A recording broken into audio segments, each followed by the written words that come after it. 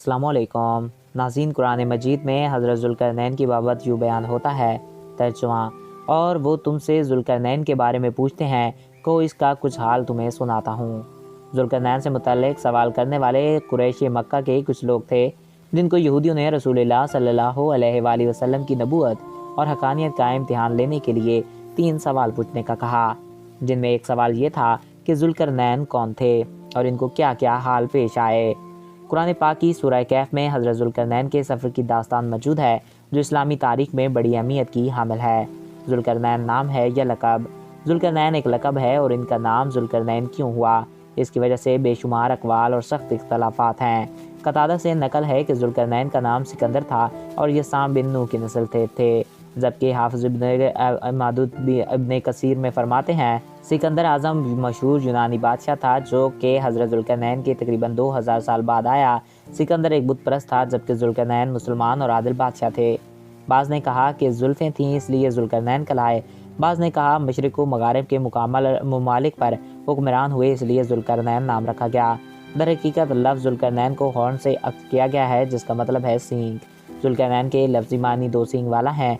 कुरान ने खुद इनका नाम ज़ुल्करनैन नहीं रखा, बल्कि ये नाम यहूदा ने बताया।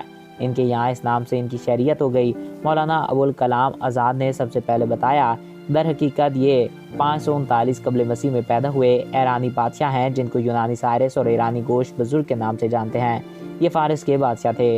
हज़रत ज़ुल्करनैन की इब्तदाई ज़िंदगी। मशहूर ज़ेनोफ़ोन्स ने साइंस दी ग्रेट की ज़िंदगी पर मबनी किताब क्रायोपीडिया लिखी है। साइक्लोपीडिया दौरे जदीद में इस किताब को पढ़ना हर इस शख्स के लिए ज़रूरी समझा जाता है जो सियासतदान बनना चाहता हो। इस किताब में हज़रत ज़ुल्करनैन की ज़िंदगी के बारे में तफसील से लिखा गया है। हैरत अंगेज़ इसकी ज़िंदगी के इब्तदाई दौर हैं। ज़ेनोफ़ोन बताते हैं कि साइरस दर हकीकत फ़ारिस के बादशाह के बेटे थे, मगर इनकी तरबियत का बड़ा हिस्सा एक आम फ़ारिस के शहरी जैसा था। ज़ुल्करनैन जब ईरान के बादशाह थे, इस वक्त ईरान 2 मुल्कों में तकसीम था, एक फ़ारस और दूसरा मीडिया कहलाता था। आपने इन दोनों को मिलाकर एक हुकूमत बनाया और ईरान का सुनहरी दौर शुरू हुआ। ईरानियों ने बादशाह के ताज के ऊपर 2 सींग लगा लिए। इस तरह इनका लक़ब ज़ुल्करनैन हो गया। ईरानी तारीख़ में आपका नाम साइरस या खुसरो मशहूर है। नाज़रीन, मौलाना हाफिज़ुर रहमान साहब रहमतुल्लाह अलैह की तहक़ीक़ का खुलासा ये है कि काफ़िर बादशाह बख्तनसर ने जब बैतुल मक़दस पर हमला करके इसे तबाह बर्बाद कर दिया और तमाम लोगों को कैदी बना लिया, फिर इन्हें बाबुल ले आया। इस अरसे में एक शख्सियत साइरस की उभरी। इसने सबसे पहले इराक़ को फ़तह किया और दोबारा फ़लस्तीन में आबाद किया। बैतुल मक़दस को भी दोबारा आबाद किया।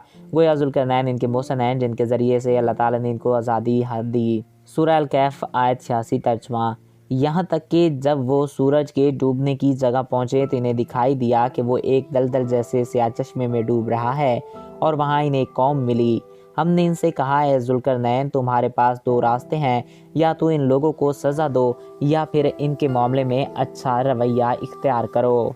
यहाँ सूरज डूबने से मुराद मगरिब भी हो सकता है, या मगरिब में ऐसी जगह जहाँ कोई आबादी ना हो, या समंदर का किनारा जिसके नीचे स्याह कीचड़ हो और पानी स्याह दिखाई दे रहा हो। इन्होंने एक काफिर कौम को शिकस्त दी। अल्लाह ताला ने ज़ुल्करनैन को इख्तियार दिया कि आप चाहें तो इन्हें कुफ्र की सज़ा दें या इनके साथ अच्छा मामला करें। ज़ुल्करनैन ने दावत व तबलीग के ज़रिए इन्हें सिरात मुस्तकीम पर लाने की कोशिश की और कहा, तर्जुमा। इन्होंने कहा, इनमें से जो कोई जुल्म का रास्ता इख्तियार करेगा, इसे तो हम सज़ा देंगे, फिर इसे अपने रब के पास पहुँचा दिया जाएगा और वो इसे सख्त अजाब देगा। तर्जुमा। अलबत्ता जो कोई ईमान लाएगा और नेक अमल करेगा तो वो बदले के तौर पर अच्छे इनाम का मुस्तहिक होगा और हम भी इसको अपना हुक्म देते वक्त आसानी की बात कहेंगे। तर्जुमा। इसके बाद वो एक और रास्ते के पीछे चल पड़े। अल्लाह ताला ने हर किस्म का सामान दुनिया के हर खित्ते में पहुंचाने के लिए इन्हें दिया हुआ था। मशरिक़ का सफ़र। तर्जुमा। यहाँ तक कि जब वो सूरज के तलू होने की जगह पहुँचे तो उन्होंने देखा कि वो एक ऐसी कौम पर तलू हो रहा है जिसे हमने इसकी धूप से बचने के लिए कोई ओट मुहैया नहीं की। नाज़रीन, अब ज़ुल्करनैन ने मशरिक़ की मुहिम की तैयारी की और सूरज के तलू होने की जगह पहुँचे। तारीख़ से साबित हुआ है कि वो मकरान के साहिल तक आए। यहाँ वैशी कबाइल आबाद थे। इन्हें रहने सहने का ढंग ना था। धूप से बचने के लिए मकान, खैमा या लिबास वगैरह इस्तेमाल न करते। इस कौम को भी आपने फ़तह किया और वही मामलात किए जो मगरबी कौम के साथ किए। शुमाल का सफ़र। सूरह अल कहफ आयत 93 तर्जुमा। यहाँ तक कि जब वो 2 पहाड़ों के दरमियान पहुँचे तो इन्हें इन पहाड़ों से पहले कुछ लोग मिले जिनके बारे में ऐसा लगता था कि वो कोई बात नहीं समझते। दोस्तों, इससे अगला वाक़या हम अगले हिस्से में बयान करेंगे। आई होप आपको ये वीडियो पसंद आया होगा। مزید ایسے ہی اسلامک ویڈیوز دیکھنے کے لیے ہمارے اس چینل کو سبسکرائب کریں اور ساتھ ہی بیل کے آئیکن کو پریس کریں تاکہ نئی آنے والی ویڈیوز پر وقت آپ تک پہنچتی رہیں۔